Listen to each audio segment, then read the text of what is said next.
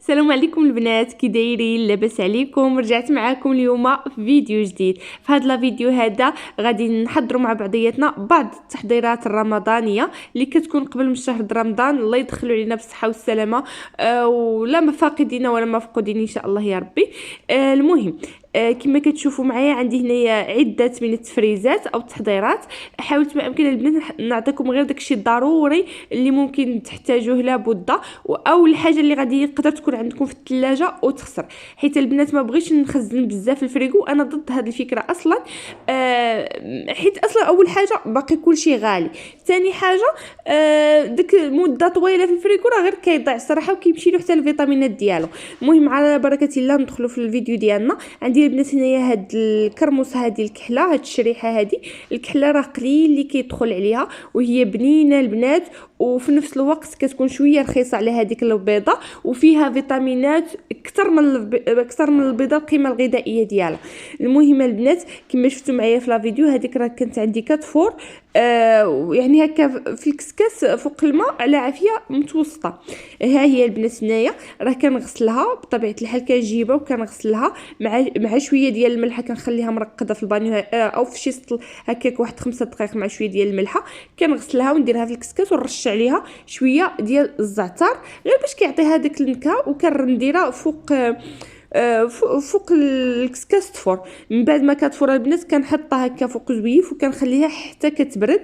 هنا راها بردات البنات كما كتلاحظوا معايا، شوفوا معايا كي كتولي رطبه ومعسله وفيها واحد المذاق بنين، ديك الريحه ديال الزعتر كتبقى لاصقه فيها، وكنخليو فيها شويه ديال الوريقه ديال الزعتر، وحتى ديك الملوحه كتعطيها مذاق واعر البنات والله العظيم. صافي هنايا من بعد ما بردات انا عندي هاد الشريحه، غادي نجمعها في واحد جبانه او سطل او اللي متوفر عندكم. صافي كما كتلاحظوا معايا غادي نجمع بهذا الشكل هذا، وهاد الشوائط ديال الزعتر غادي نلوحو بطبيعه الحال غير داكشي اللي كيبقى لاصق فيها فقط، واللي ما بغاش يفور معاها الزعتر يخليه حتى يفورها وعاد يرش عليها شويه الزعتر من الفوق. انا الصراحه كيعجبني نفورو معاها وهكا كنشوف ماما كدير لها. صافي غادي نحتفظ بها على جنب. وهنايا البنات عندي هذا الفول وعندي جلبانه. اختي انا عندي التربيه وما كيكفانيش الوقت، لا اله الا الله. خديتهم هكا منقيين. ولا اختي عندك الوقت خديهم الاحسن بجلفتهم، راه كيطيحوا شويه رخاص. مهم لا الفول ولا الجلبانه راهم غاليين شي شويش، وممكن تطيحوا عليهم هكا بعض المرات كطيح على شي حاجه تكون رخيصه. هنا البنات كنعاود نقي الجلبانه ديالي ونشوف الا فيها شي حبه مسوسه ولا شي حاجه، وكنغسلها مزيان وكنحطها تستقطر. هنا البنات غادي نجيب الفول. هذا الفول هذا راه كانت قشرته اصلا ما يعني ماشي ديك القشره الطبا، ديك القشره صغيره، وحتى الفول راه شويه كبير. يعني ما غاديش يصلح لي نديرو مفور.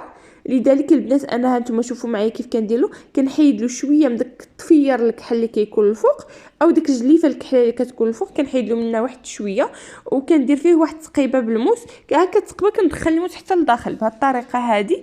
صافي غادي نستمر البنات انا حتى غادي نكمل الكميه ديالي كامله. والا بانت لكم شي فوله هكا مضروبه ولا شي حاجه حيدوا داك البلاصه اللي كتكون مضروبه. مهم نقيوه مزيان. صافي البنات من بعد ما نقيتو كما كتلاحظوا معايا حتى هو غادي نشدو وغادي نغسلو مزيان وغادي نحطو يستقطر كما لاحظتوا معايا. هنايا البنات من بعد ما تستقطرات الجلبانه ديالي درت واحد الزويف في هذا البلاطو وكبيت فيه عليه هاد الجلبانه هذه. وهنا عاوتاني البنات من بعد ما استقطر الفول غادي نكبو حتى هو في واحد الجانب. البنات ملي كنخليو الفول ولا الجلبانه ولا اي حاجه تنشف بهذه الطريقه هذه ما كتلتصقناش في الفريغو، ما كديرش الثلج بزاف. صافي غادي نخليها البنات انا حتى ينشف.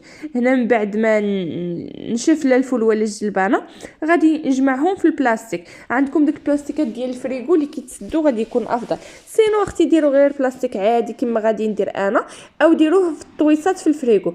انا بالنسبه للطواسيه البنات راه كنت كنستعملهم بزاف في الفريغو. اول حاجه راه كيشدوا شويه البلاصه، الا ما كانتش الطاسه عامره راه كتشد البلاصه. ثاني حاجه الا غير لزقات لك لا قدر الله من يديك ولا شي حاجه راه صافي كطرطق. انا بزاف ديال الطواسي اللي ضاعوا لي في الفريغو حيت كان كيعجبني هكا نحط داكشي مستف في الفريغو، ولكن لقيت راسي صراحه البنات كنضيع بزاف الطواس، يعني كيتهرسوا لي غير مجرد الا غير تقاست لك مع اختها بالجهد راه كتهرس. وبالحق انا كنهضر لكم البنات غير على الطواسي ديال البلاستيك ديال الزاج، ما مجرباهمش باش ما نكذبش عليكم. صافي غادي ندير الفول وجلبانه ديالي في الفريغو ونخليهم حتى يجمدوا. هنايا البنات عندي الحمص. انا البنات هذا الحمص هذا راه ما شريتوش باش ما غاديش نقد نقول لكم الثمن، ولكن الثمن ديالو واقيلا في السوق دابا داير 20 ولا 21 درهم. انا هذا كانت عطاتو لي ماما الله يعطيها الخير. يعني كان عندي في الدار ما شريتوش، لذلك البنات انا حاولت نحضر معكم هاد التحضيرات. انا كانوا عندي شي حويجات في الدار بحال الحمص راه كان عندي، بحال الشريحه راه كانت عندي حتى هي في الدار. هادو البنات راه كانوا عندي انا ما خديتهمش، يعني ما عارفاش الاثمنه ديالهم. ولكن بحال الشريحه انا متاكده بان الشريحه هذيك الكحله كتكون شويه رخيصه وبنينه البنات، والله غير جربوها. هنا البنات من بعد ما نقيت الحمص ديالي من داك الحجيرات من هكا من العويدات من اي حاجه ممكن تكون فيه كما لاحظتوا معايا، صافي غادي نشدو غادي نغسلو مزيان مزيان وغادي نخليه البنات حتى يترقد. راكم عارفين بيتوه ليله كامله ولا خليوه نهار كامل حتى يرطاب. وهنا البنات من بعد ما رطب عاود شللته واحد جوج مرات كما كتلاحظوا معايا، راه تبارك الله هنايا باس عندي انا ليله كامله. صافي غادي نجيب دابا الميكات وغادي نجمع فيه هذا الحمص، غنقسمو غير على جوج ميكات انايا. علاش ما غنقسمو غير على جوج ميكات؟ حيت هو ما كيجمدش البنات، يعني كيبقى مفرز.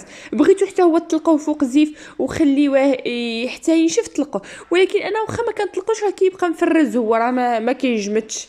يعني حتى الا لقيتو شي حبات متلاصقين غير كنضرب بيدي غير كتبركوا عليهم هكا شويه بيديكم كتضربوا عليهم صافي كيتحلوا. صافي غنديرهم في الفريغو نخليهم يجمدوا. هنايا البنات عندي الفريز. هنا راه كنت شريت واحد الكميه شي 2 كيلو ونص هكا كله. درت به شويه د المركز. دابا نحضر معكم او نحط لكم فيديو ديال المركزات ان شاء الله. وهاد شويه البنات غادي ندير بها اختي، غادي نخليها هكا في الفريغو مكمول. الفريز اختي راه غالي، ولكن شوفوا معايا هذا كيصغور، هذا رخيص البنات وحلو سكر، هذا راه ما غاليش بزاف. راه الفريز كما قلت لكم في الفيديو ديال المربى ديال الفريز راه كيدير 360 ريال، هذا البنات كيدير من بين 260 ل 300 ريال. انا خديته ب 280 ريال. المهم وكيبقى ديك الساعات انت واش طارتك وانت يا اختي وقدر طيحي فيه رخيص. راه كاين في بعض المدن قالوا لي راه بعض المرات كيوصل حتى ل 10 دراهم. المهم هنايا البنات شديته غسلته مزيان، درت له واحد النقيطه ديال الخل خليته فيها تقريبا واحد 5 دقائق. عاد ديك الساعه عاود شليته 2 مرات، حيت له ديك النباته الخضراء وحطيته فوق زويف وخليته حتى نشف واحد شويه. وغادي نجمعوا اختي انا هنايا في هاد اللعيبه هادي. صافي غادي نجمعو غندير له السلوفان وغندخلو للفريغو وغادي نخليه يجمد. بهاد الطريقه البنات اللي كتخليوه ينشف راه ما كيلتصقش نهائيا معاكم، كيبقى هكاك. صافي البنات دابا انا هنايا كانت عندي الفلفله، بصراحه كانت عندي الخضره في الفريغو في الثلاجه. انا كنقول في الفريغو كانت عندي الخضره هذه شي سيمانه وهي عندي في الثلاجه ما استعملتهاش. والحق هذيك الحمراء راه عاد خديتها هذا النهار مع مطيشه. المهم البنات انا هذه الخضره منين ما استعملتهاش قلت راه غادي تبقى غير تضيع. وبطبيعه الحال راه كانت لقيت واحد الحبه راه اصلا بدات تضيع ما حطيتهاش معاكم. هنايا صافي راه بديت كنقطعها باش غادي نحتفظ بها في الفريغو. المهم البنات انا هادشي ما كنقول لكمش احتفظوا به رمضان 100%، راه هادشي ممكن تحتاجوه حتى في الايام العاديه، ممكن تستعملوه كاع قبل رمضان او الى بحال هكا. مثلا الفلفل بدا تضيع معكم هاد الطريقه كيديروا تحتفظوا بها. بحال الحمص الا خفتوا باش يتسوس لكم، وحيت راه في الصيف البنات راه كيتسوس الحمص، وانا وقعات لي ما مره ما جوج. احتفظوا به في الفريغو. شنو اخر؟ الفريزه البنات مثلا لقيتوه شويه رخيص جبتو كلاو الوليدات وغادي يبقى غير يضيع لكم، كذلك احتفظوا به في المجمد. مهم بزاف د الحويجات. الشريحه كذلك فوروها واحتفظوا بها، راه يعطيوها غير لوليداتكم في الايام العاديه او المدرسه. انا دابا البنات راه كنعطي منها لولدي يدي معاه المدرسه، ولا الولد اللي في الدار راه كنعطيه ياكلها. المهم البنات هنا كنشد الفلفله ديالي كنقطعها دوائر على حساب البيتزا، وديك الطريفات اللي كيكونوا صغيورين او الدوائر اللي كيتقسموا لنا كنقطعهم هكا مربعات صغار باش غادي نحتفظ بهم، باش غادي نحتاجهم ان شاء الله في الحشوه، باش البنات حتى شي حاجه ما تضيع. ديك الدوائر صغيورين راه ما كيجيوش زوينين في البيتزا. ملي كنكونوا الصراحه كنصايبوا البيتزا وحنا مضغوطين هكا في رمضان ولا في الايام العاديه، راه ديك الطريفات الصغيورين كنلوحوهم، ما نكذبوش على بعضياتنا، راه ما كنضطروش نحتفظوا بهم. ولكن بهذه الطريقه هذه البنات غادي تحتفظوا بهم الى قطعتوا دوائر هكا على اتساع. هاد الطريفات الصغار غادي تخلط انا هنا فلفله حمراء وخضراء، واحتفظت بهم هكا في هاد الطويصات هادو. غديروا لهم السلوفون وغتدخلوهم للفريغو، ومني غادي تبغيو تجبدوا للحشوه غادي تهزوا منهم شويه للحشوه، وكذلك البيتزا غادي تهزوا، راه ما كيلتصقوش بزاف وغير شويه وراه كيطلقوا معاكم. كديروهم هكاك جامدين بلا ما تخليوهم يطلقوا. صافي البنات انا غادي نحتفظ بهم دابا في المجمد. الا عندكم حتى الفلفله الصفراء احتفظوا بها. دابا مادام مازال كلشي غالي كما قلت لكم، انا خديت الفلفله الحمراء غير حيت غنصاوب بها واحد المركز ديال الطماطم غتشوفوا معايا، والخضره كانت عندي في الثلاجه، ما خديتش الصفراء الصراحه. المهم هنايا البنات عندي هاد مطيشه هادي، شوفوا معايا هاد مطيشه هادي ديال لوكوس سميتها. المهم حنا كنقولوا لها كنعرفش سميتها وغير صغيوره. عندي هنا البنات واحد الفلفله حمراء كبيره، عندي واحد 3 ديال الدروس ديال الثومه، حيت البنات انا باغا نصايب هكا لاصوص ديال البيتزا. هنا البنات انا هاد مطيشه دابا دايره 200 وقيله و60 13 درهم. انا هذه البنات لقيتها طايبه اول حاجه، يعني حمراء تبارك الله، وثاني حاجه لقيتها غير صغيره ولقيتها شويه رخيص. اختي لبست جلابيتي وخرجت قضيت هاد السيبانه هادي انايا قرني الراجل ب 360 260 خرجت اختي تقدر راسي. المهم البنات انا غسلت مطيشه مزيان تقطعت لي واحد اللقطه، ولكن انا غنقول لكم ملي غسلت مطيشه مزيان قطعتها هكا على جوج، وبطبيعه الحال درت لها شويه د الخل وخليتها مرقده شحال لا هي ولا الفلفله. شديت ديك الفلفله قطعتها على هكا مربعات، كنت عندي واحد البصيله صغيره كنضراكم شفتوها قطعتها حتى هي، ودرت 3 ديال الدروس ديال الثومه. انا اختي ثمن البنات هنا كيلو ونص ديال المطيشه، ودرت شويه ديال الزيت بلديه ممكن تستغناو عليها الا ما بغيتوهاش، ودرت هنايا البنات شويه ديال الملح، ما تكثروش حتى تذوقوا. البنات بالنسبه هنا البنات شوفوا شحال درت، ربع كاس ديال الماء او استغناو عليه اصلا. المهم انا غير بغيت نوريكم راني درت ربع كاس ديال الماء فقط، غير ربع كاس ديال الماء ما تزيدوش. هنا غادي نرد هاد مطيشه فوق البوطه طيب، بغيتو تسدوا عليها سدوا، ما بغيتوش بلاش، راه في ساعه كطيب خلاص. ايوا صافي هنا البنات من بعد ما طابت الصراحه انا ما حسبتلاش، ولكن هكاك واحد من 10 حتى ل 15 دقيقه كتلقاوها طابت. شوفوا معايا مطيشه كيتحرحرات البنات وكل شيء طاب. هنا البنات خليتها حتى بردات انايا وصافي، وغادي ندوز باش نطحنها. صراحه راه ما برداتش مزيان بزاف، راه غير شويه. هنا البنات كما لاحظتوا معايا راني ما درت لها لا ما ولا والو، والله ما درت لها اختي شي نقطه ديال الماء من غير داك ربع كاس اللي درت في الاول. صافي من بعد ما طحنتها غادي ندوز وغادي نصفيها. البنات لابد تصفيوها نتوما، شوفوا شنو كيبقى، ديك الزريعه وديك الجلاف ديال المطيشه كاملين كيبقاو، لابد ما تصفيوها اختي. صافي هنايا البنات من بعد ما صفيتها كما كتلاحظوا معايا غادي ندوز باش نطحن الكميه اللي متبقيه لي حتى هي بنفس الطريقه. صافي وغادي نصفيها حتى هي مزيان كما كتلاحظوا معايا. راه في ساعه كطحن خلاص، غير دوره ولا جوج ديال الماكينه راه كتلقايها طحنات. صافي هنايا البنات غادي نعاود نرد ديك مطيشه كامله او ديك لاصوص اللي حصلت عليها الكوكوط ديالي. صافي شوفوا معايا البنات شنو غادي نضيف عليها. عندي هنايا البنات غنزيد شويه ديال الملحه، ما تكثروش، راه مطيشه ديجا ملحه، وذوقوها البنات ذوقوها باش ما تزرفوش في الملحه. هنا البنات ضفت شويه ديال البزار كما كتلاحظوا معايا، حتى من هكاك واحد نص معلقه، ما تكثروش صراحه البزار. وهنايا غادي نضيف شويه ديال الكمون، ها نتوما البنات كتلاحظوا معايا 8 معلقه تقريبا ديال الكمون صغيره. وغادي نضيف الفلفل الاحمر او التحميره اختي، هذيك غير على حساب اللون، غير باش كتزيد تعطيها اللون. المهم البنات غندير نضيف هنايا واحد المغرف ديال هاد سوليس كيعطيها مذاق زوين، ما عندكمش بلاش. شحال مره صراحه صيبتها بلا سوليس، انا غير كنبغي نحضر معكم شي حاجه اللي كنكون كنصايبه وهكا وكتعجبني. ضفت البنات هنايا واحد شويه ديال الزيت البلديه مغروف مع عمراش. غنضيف شويه ديال الربيع. غادي الربع هنايا كان عندي في الفريغو القزبر ومعدنوس مقطعين صافي، وغنديرها طيب فوق البوطه. هنا البنات اللون والله الا محقور. هنا البنات راه كانت بدات كطبخ. الربيع البنات الا ما بغيتوش ديروه في الاول خليوه حتى لهاد اللقطه هذه عاد ديروه من بعد ما كتبدا طيب، كنخليوها البنات هنايا حتى كطيب وحتى كتبان تشربات صافي. بغيتو ديروا لها البنات مطيشه ديال الحك ديروا. هنا البنات والله ما عاد التصوير اللي حاقره.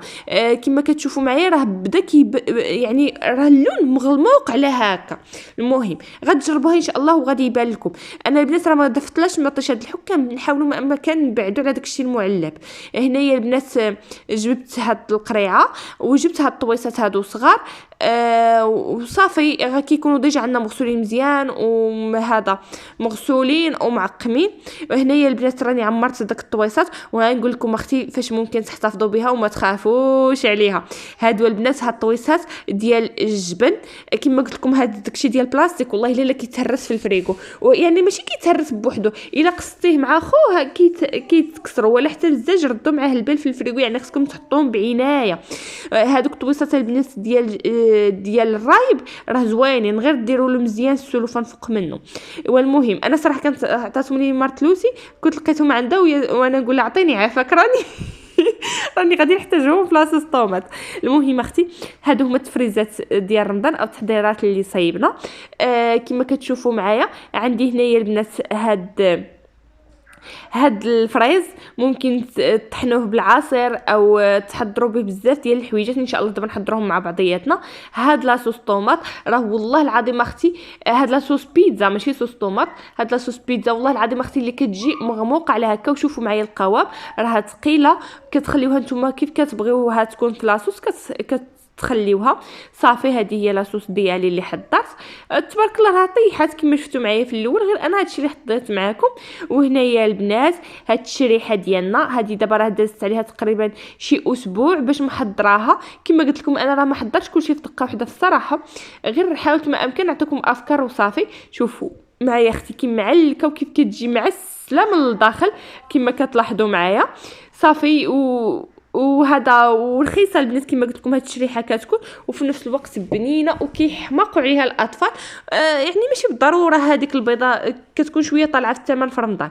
وهذه البنات هاد الفلفله كما قلت لكم الخضراء راه كانت عندي، وبالنسبه للفلفله الحمراء راني خديتها باش اصلا كنت باغا نصايب بها لاصوص.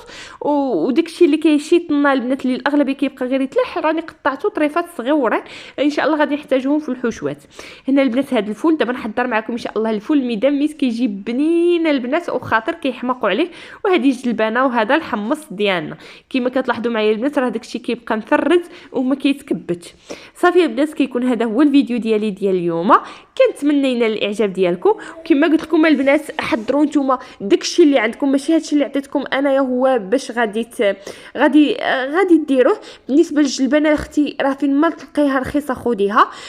بالنسبه للحمص خديه دابا حيت اكيد 100% راه غادي يعاود يطلع، وديريه في الفريغو باش ما يضيعلكش وكتلقايه موجود. بالنسبه للفول الا لقيتيه رخيص او منين تجيبيه ويشيط لك نقيه وديريه في الفريغو، ماشي بالضروره تجيبي كونتيتي كبيره. نقيه بهذه الطريقه وتسنيني نحط لك لا فيديو ديال الفول المدمس، او دابا نحط لك الفيديو ديالو في صندوق الوصف، راه ديجا محضره مع واحد الوصفه كيجي خطيره البنات، واكيد غادي يحماقوا عليه وليداتكم ولا حتى رجالتكم.